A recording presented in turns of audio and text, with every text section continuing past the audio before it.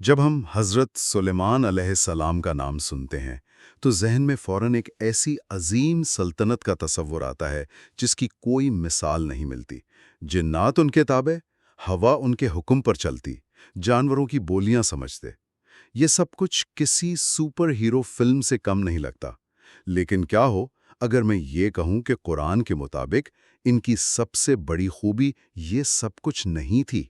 آج ہم صرف ان کی بادشاہت کی کہانیاں نہیں سنیں گے، بلکہ ذرا گہرائی میں جا کر یہ سمجھنے کی کوشش کریں گے کہ قرآن ان کی شخصیت کے کس پہلو کو سب سے زیادہ اہمیت دیتا ہے، اور وہ ہے اللہ کے ساتھ ان کا تعلق۔ بالکل ٹھیک کہا آپ نے، یہ بہت اہم نکتہ ہے۔ ہم اکثر ان کی طاقت اور حکومت کے مظاہر میں کھو جاتے ہیں، لیکن قرآن ہمیں بار بار ایک دوسری ہی صفت کی طرف متوجہ کرتا ہے، اور وہ ہے ان کا اواب ہونا۔ یہ لفظی ترجمے سے کہیں زیادہ گہرا مطلب رکھتا ہے۔ اواب اس شخص کو کہتے ہیں جو ہر حال میں، ہر خوشی اور ہر مشکل میں فوراً اپنے رب کی طرف پلٹتا ہے۔ آج ہم ان کی زندگی کے دو ایسے واقعات پر بات کریں گے جو اس صفت کو ہمارے لیے بالکل واضح کر دیتے ہیں۔ یہ بات واقعی دلچسپ ہے، اور سورہ صاد میں جہاں یہ ذکر آتا ہے، اللہ تعالیٰ حضرت سلیمان کا تعارف ان کے والد حضرت داؤد علیہ السلام کے فوراً بعد کرواتا ہے، اور حضرت داؤد کے لیے بھی یہی کہا گیا کہ وہ اواب تھے۔ تو کیا یہ کوئی خاندانی خوبی تھی یا اس میں کوئی بڑا سبق چھپا ہے؟ یہ ایک بہترین سوال ہے۔ یقیناً والد کے تربیت کا اثر تو ہوتا ہی ہے، لیکن اواب ہونا انبیاء کی ایک مشترکہ میراث ہے۔ اسی صورت میں آگے حضرت ایوب علیہ السلام کے لیے بھی یہی لفظ استعمال ہوا ہے۔ یہ اللہ کے سب سے مقرب بندوں کی پہچان ہے۔ جب اللہ تعالیٰ حضرت سلیمان کا ذکر کرتے ہیں تو فرماتے ہیں وَوَهَبْنَا لِدَاوُودَ سُلَيْمَانَ نِعْمَ الْعَبْدُ إِنَّهُ أَوَّابٌ، یعنی اور ہم نے داؤد کو سلیمان عطا کیا، کیا ہی اچھا بندہ ہے، بے شک وہ بہت رجوع کرنے والا ہے۔ یہاں ایک لمحے کے لیے رکتے ہیں۔ نعم العبد یعنی بہترین بندہ، یہ لقب ایک بادشاہ کے لیے تھوڑا عجیب نہیں لگتا؟ ہم تو بادشاہوں کو ان کی طاقت، فتوحات اور خزانوں سے پہچانتے ہیں۔ اللہ کی نظر میں معیار اتنا مختلف کیوں ہے؟ یہی تو اصل نکتہ ہے۔ آج کی دنیا میں کامیابی کا پیمانہ شہرت، پیسہ اور طاقت ہے۔ لوگ چاہتے ہیں کہ دوسرے انہیں پہچانیں، ان کی تعریف کریں، لیکن اللہ کی نظر میں سب سے بڑا اعزاز، سب سے بڑا ٹائٹل یہ ہے کہ کائنات کا مالک آپ کو اپنا بہترین بندہ کہے۔ سوچئے، وہ ذات جو خود الملک ہے، یعنی بادشاہ ہے، وہ کسی انسان کو اس کی بادشاہت کی وجہ سے نہیں بلکہ اس کی بندگی اور عاجزی کی وجہ سے سراہ رہی ہے۔ یہ اس حقیقت کو واضح کرتا ہے کہ دنیا کی ہر طاقت اور ہر عہدہ عارضی ہے، اصل اور دائمی شان اللہ کا بندہ ہونے میں ہے۔ تو آئیے دیکھتے ہیں کہ یہ بہترین بندہ عملی زندگی میں کیسا نظر آتا ہے۔ پہلا واقعہ جو قرآن بیان کرتا ہے وہ ایک شام کا منظر ہے۔ حضرت سلیمان اپنے شاہی استبل میں کھڑے ہیں اور ان کے سامنے خاص نسل کے جنگی گھوڑے پیش کیے جا رہے ہیں۔ قرآن انہیں الصافنات الجیاد کہتا ہے۔ جی، اور یہ کوئی عام گھوڑے نہیں تھے، یہ اس دور کی سپر کارز یا جیٹ فائٹر سمجھ لیں۔ صافنات کا مطلب ہے وہ گھوڑے جو اتنے پر اعتماد اور تربیت یافتہ ہوں کہ جب کھڑے ہوں تو 3 پاؤں زمین پر ٹکائے ہوں اور چوتھے پاؤں کا صرف کھر زمین کو چھو رہا ہو، اور جیاد کہتے ہیں انتہائی تیز رفتار گھوڑوں کو۔ تو وہ ان گھوڑوں کے حسن اور ان کی طاقت میں محو ہو جاتے ہیں۔ یہ ایک بہت ہی فطری، بہت انسانی لمحہ ہے۔ وہ اپنی سلطنت کے ایک اہم آسے کا معائنہ کر رہے ہیں، لیکن اسی محویت میں وہ اپنی اللہ کی یاد سے، شاید اپنی کسی شام کی عبادت یا ذکر سے غافل ہو جاتے ہیں، اور جب انہیں احساس ہوتا ہے تو ان کا رد عمل، وہ تو مطلب حیران کن ہے۔ بالکل، قرآن ان کے الفاظ نقل کرتا ہے، میں مال کی محبت میں اپنے رب کی یاد سے غافل ہو گیا، یہاں تک کہ سورج پردے میں چھپ گیا، یعنی شام ڈھل گئی۔ انہیں فوراً اپنی غلطی کا احساس ہوا۔ یہ نہیں سوچا کہ چلو کوئی بات نہیں، میں تو ایک اہم کام ہی کر رہی تھی۔ نہیں، فوراً کہا کہ انہیں میرے پاس واپس لاؤ۔ اور جب وہ گھوڑے واپس لائے گئے تو اگلا قدم وہ تھا جو ہمیں ہلا کے رکھ دیتا ہے۔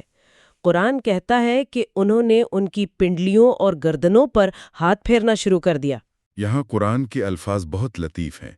ہاتھ پھیرنا کا لفظ استعمال ہوا ہے، لیکن اکثر بڑے مفسرین نے اس کا یہی مطلب لیا ہے کہ یہ اللہ کی راہ میں انہیں ذبح کرنے یعنی قربان کرنے کا ایک اشارہ تھا۔ یہ کوئی غصے کا عمل نہیں تھا۔ جی، یہ بہت اہم نکتہ ہے۔ انہوں نے گھوڑوں کو سزا نہیں دی، انہوں نے اپنے آپ کو اس چیز سے دور کر لیا جو اللہ اور ان کے درمیان آ گئی تھی۔ انہوں نے یہ فیصلہ کیا کہ اگر دنیا کی کوئی محبوب ترین چیز بھی مجھے میرے رب سے غافل کر سکتی ہے تو اس چیز کی میری زندگی میں کوئی جگہ نہیں۔ انہوں نے اپنی سب سے قیمتی اور پسندیدہ چیز کو اللہ کی رضا کے لیے قربان کر دیا۔ یہ ہے اواب ہونے کا عملی مظاہرہ، پلٹنا، اور صرف توبہ کے الفاظ سے نہیں بلکہ ایک عملی قدم سے پلٹنا۔ یہ تو ایک بہت بڑا سبق ہے۔ آج ہماری زندگی میں وہ صافنات الجیات کیا ہیں؟ کیا وہ ہمارے اسمارٹ فونز ہیں جن پر ہم گھنٹوں سکرول کرتے رہتے ہیں؟ وہ نیٹ فلکس کی سیریز جس کی اگلی قسط دیکھے بغیر ہمیں چین نہیں آتا؟ یا وہ کام اور کیریئر جس میں ہم اتنے مگن ہیں کہ ہمیں اپنے رب سے تعلق کی پرواہ ہی نہیں رہتی؟ بالکل یہی سوال ہے۔ حضرت سلیمان نے تو ایک ایسی چیز قربان کی جو جائز تھی، حلال تھی اور ان کی سلطنت کے لیے ضروری بھی تھی۔ ہم ان چیزوں کو چھوڑنے کے لیے کتنا تیار ہیں جو اکثر جائز بھی نہیں ہوتی اور ہمیں اللہ سے دور کر دیتی ہیں؟ ان کا عمل ہمیں سکھاتا ہے کہ جب احساس ہو جائے کہ کوئی چیز رکاوٹ بن رہی ہے تو اس پر فیصلہ فوری ہونا چاہیے۔ ہم اکثر کہتے ہیں کل سے ٹھیک ہو جاؤں گی، اگلے ہفتے سے بدل جاؤں گی۔ حضرت سلیمان نے ابھی اور اسی وقت کا اصول اپنایا۔ یہ اللہ کے لیے کسی چیز کو قربان کرنے کی ایک زبردست مثال ہے، لیکن قرآن ہمیں یہ بھی بتاتا ہے کہ حضرت سلیمان کو خود بھی ایک بہت بڑی آزمائش کا سامنا کرنا پڑا، جب ان سے ان کی سب سے بڑی چیز ان کا تخت چھن گیا تھا۔ اس آزمائش کا ذکر کیسے آتا ہے؟ جی، اس واقعے کے فوراً بعد اللہ فرماتا ہے وَلَقَدْ فَتَنَّا سُلَيْمَانَ وَأَلْقَيْنَا عَلَى كُرْسِيِّهِ جَسَدًا ثُمَّ أَنَابَ، یعنی اور ہم نے سلیمان کو آزمایا اور اس کے تخت پر ایک دھڑ ڈال دیا، پھر اس نے رجوع کیا۔ یہ آیت بہت مختصر لیکن بہت گہری ہے۔ اس کے تخت پر ایک دھڑ ڈال دیا، اس کا کیا مطلب ہے؟ اس کے بارے میں بہت سی کہانیاں سننے کو ملتی ہیں۔ یہاں یہ واضح کرنا بہت ضروری ہے، اس دھڑ کی حقیقت کیا تھی یا یہ واقعہ کیسے پیش آیا، اس کی کوئی بھی مستند تفصیل ہمیں قرآن یا صحیح حدیث سے نہیں ملتی۔ اکثر جو روایات اس بارے میں ملتی ہیں وہ اسرائیلیات ہیں۔ یہ وہ کہانیاں ہیں جو پچھلی امتوں، خاص طور پر بنی اسرائیل کی روایات سے اسلامی لٹریچر میں داخل ہوئیں اور جن کی تصدیق نہیں کی جا سکتی۔ اسی لیے مفسرین ان پر انحصار کرنے سے گریز کرتے ہیں۔ قرآن کا مقصد ہمیں سنسنی خیز تفصیلات میں الجھانا نہیں بلکہ اصل سبق سکھانا ہے۔ تو اصل نکتہ یہ نہیں کہ کیا ہوا، بلکہ یہ ہے کہ حضرت سلیمان نے اس پر رد عمل کیسے دیا۔ ان سے ان کی بادشاہت چھن گئی، ان کا تخت خالی ہو گیا اور اس پر کوئی بے جان دھڑ پڑا ہے۔ اس سے بڑی آزمائش کیا ہو سکتی ہے؟ اور ان کا پہلا رد عمل کیا تھا؟ وہی ایک لفظ جس پر ہماری ساری گفتگو کا دار و مدار ہے، ثم اناب، پھر اس نے رجوع کیا۔ کوئی شکایت نہیں، کوئی مایوسی نہیں، کسی پر الزام نہیں۔ پہلا فوری اور واحد رد عمل یہ تھا کہ وہ فوراً اپنے رب کی طرف پلٹ گئے، اور اس پلٹنے کا اظہار انہوں نے ایک ایسی دعا سے کیا جو ہمارے لیے دعا مانگنے کا ایک مکمل نصاب ہے۔ یہ واقعی سیکھنے کی بات ہے۔ اتنی بڑی مصیبت میں انہوں نے دعا کی۔ وہ دعا کیا تھی اور اس میں ہمارے لیے کیا آداب ہیں؟ اس دعا کے 3 خوبصورت حصے ہیں۔ پہلا حصہ ہے استغفار۔ انہوں نے کہا رب اغفر لی، اے میرے رب مجھے معاف فرما۔ آزمائش کے وقت پہلا قدم یہ تسلیم کرنا ہے کہ کہیں نہ کہیں مجھ سے کوئی کمی ہوئی ہے۔ یہ عاجزی کی انتہا ہے کہ نبی بھی آزمائش کو اپنی کسی کوتاہی سے جوڑ کر سب سے پہلے مغفرت مانگ رہا ہے۔ اور استغفار کے بعد انہوں نے اپنی ضرورت پیش کی۔ انہوں نے دعا کی وَهَبْ لِي مُلْكًا لَا يُنبَغِي لِأَحَدٍ مِّن بَعْدِي، اور مجھے ایسی بادشاہت عطا فرما جو میرے بعد کسی کے لائق نہ ہو۔ کچھ لوگوں کو یہ دعا تھوڑی ذاتی نوعیت کی لگ سکتی ہے، جیسے کوئی صرف اپنے لیے ایک بے مثال چیز مانگ رہا ہو۔ اس دعا کے پیچھے وہ گہری نیت کیا تھی جسے سمجھنا ضروری ہے؟ یہ ایک بہت اہم سوال ہے۔ بظاہر یہ ایک بہت بڑی دنیاوی درخواست لگتی ہے، لیکن انبیاء کی دعائیں ذاتی خواہشات کے لیے نہیں ہوتی۔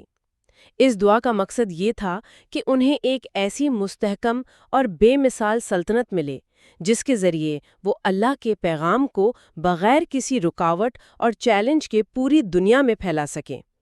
جیسا کہ ملکہ سبا کے واقعے سے بھی ظاہر ہوتا ہے، یہ اختیار اللہ کے دین کی خدمت کے لیے مانگا جا رہا تھا۔ اور پھر دعا کا تیسرا اور سب سے خوبصورت حصہ آتا ہے۔ وہ کیا ہے؟ وہ ہے اللہ کو اس کے صفاتی نام سے پکارنا جو دعا کے مضمون سے مطابقت رکھتا ہو۔ انہوں نے دعا کا اختتام ان الفاظ پر کیا، اِنَّکَ أَنْتَ الْوَهَّابُ، بے شک تو ہی بڑا عطا کرنے والا ہے۔ الوہاب صرف دینے والا نہیں ہے، یہ وہ ذات ہے جو بغیر حساب کے، بغیر کسی بدلے کی امید کے بے تحاشا اور مسلسل تحفے دیتی ہے۔ جیسے بادل سے بارش برستی ہے، وہ یہ نہیں دیکھتی کہ نیچے کون کھڑا ہے۔ انہوں نے اپنی اتنی بڑی درخواست کو اللہ کی اسی عظیم صفت سے جوڑ دیا جو کہ دعا کی قبولیت کا ایک بہت بڑا ذریعہ ہے۔ تو اللہ نے نہ صرف ان کی دعا قبول کی بلکہ انہیں وہ سب کچھ دیا جو انہوں نے مانگا تھا، اور شاید اس سے بھی بڑھ کر۔ یہ تو حیران کن ہے۔ ہوا اور جنات پر اختیار، یہ تو انسانی تصور سے بھی باہر ہے۔ بالکل، اور یہاں وہ خوبصورت الہی اصول ایک بار پھر کام کرتا نظر آتا ہے۔ یاد کریں، انہوں نے اللہ کے لیے زمین کی تیز ترین سواری، اپنے بہترین گھوڑے قربان کر دیے تھے۔ اللہ نے بدلے میں کیا دیا؟ انہیں ہوا پر اختیار دے دیا جو کسی بھی زمینی سواری سے لامحدود گنا تیز اور بہتر ہے۔ یہ اس بات کا ثبوت ہے کہ آپ اللہ کے لیے جو چیز چھوڑتے ہیں، اللہ آپ کو اس سے کہیں بہتر عطا کرتا ہے۔ اور اس بے مثال بادشاہت کا اثر صدیوں بعد ہمارے پیارے نبی حضرت محمد صلی اللہ علیہ وسلم کی زندگی میں بھی نظر آیا۔ اس حوالے سے ایک واقعہ ہے نا؟ جی، صحیح بخاری کی ایک مشہور حدیث ہے۔ نبی کریم صلی اللہ علیہ وسلم نے فرمایا کہ ایک رات نماز کے دوران ایک سرکش جن نے انہیں تنگ کرنے کی کوشش کی۔ آپ صلی اللہ علیہ وسلم نے فرمایا کہ اللہ نے مجھے اس پر قابو دے دیا، اور میں نے ارادہ کیا کہ اسے مسجد کے ستون سے باندھ دوں تاکہ صبح سب اسے دیکھیں۔ لیکن پھر آپ نے فرمایا، مجھے اپنے بھائی سلیمان کی دعا یاد آ گئی، اے میرے رب، مجھے ایسی بادشاہت عطا فرما جو میرے بعد کسی کے لائق نہ ہو۔ آپ صلی اللہ علیہ وسلم نے اپنے بھائی کی دعا کا احترام کرتے ہوئے اس جن کو چھوڑ دیا۔ اس سے اندازہ ہوتا ہے کہ حضرت سلیمان کی دعا کس شان سے قبول ہوئی تھی۔ تو آج کی اس گہری گفتگو کا خلاصہ یہ ہے کہ حضرت سلیمان کی اصل عظمت ان کے تخت، ان کی دولت یا جنات پر ان کے کنٹرول میں نہیں تھی۔ ان کی اصل شان ان کا اواب ہونا تھا۔ ہر حال میں، ہر خوشی میں، ہر آزمائش میں فوراً اور مکمل طور پر اللہ کی طرف پلٹنا۔ انہوں نے ہمیں سکھایا کہ اللہ کی یاد سے غافل کرنے والی ہر چیز کو، چاہے وہ کتنی ہی پیاری کیوں نہ ہو، اللہ کے لیے چھوڑنے میں دیر نہیں کرنی چاہیے۔ اور یہ بھی سکھایا کہ ہر آزمائش کا پہلا جواب توبہ اور دعا ہونا چاہیے، خاص طور پر دعا کا وہ طریقہ جو انہوں نے ہمیں سکھایا۔ سب سے پہلے عاجزی اور استغفار، یہ ماننا کہ ہم کمزور ہیں اور غلطیاں کرتے ہیں۔ پھر اپنی ضرورت کا سوال، چاہے وہ کتنی ہی بڑی کیوں نہ ہو۔ اور آخر میں اللہ کو اس کے خوبصورت ناموں اور بلند صفات سے پکارنا، کیونکہ وہی ہر چیز پر قادر ہے اور وہی وہاب ہے، سب سے بڑا عطا کرنے والا۔ آخر میں ایک سوچ یہاں چھوڑے جاتے ہیں۔ حضرت سلیمان نے ایک بے مثال بادشاہت کی دعا کی جس کا مقصد اللہ کے پیغام کی خدمت تھا۔ آج کے دور میں جب کوئی شخص طاقت، اختیار یا اثر و رسوخ کی دعا کرتا ہے تو اس دعا کے پیچھے نیت کی پاکیزگی اور مقصد کا تعین کتنا اہم ہے۔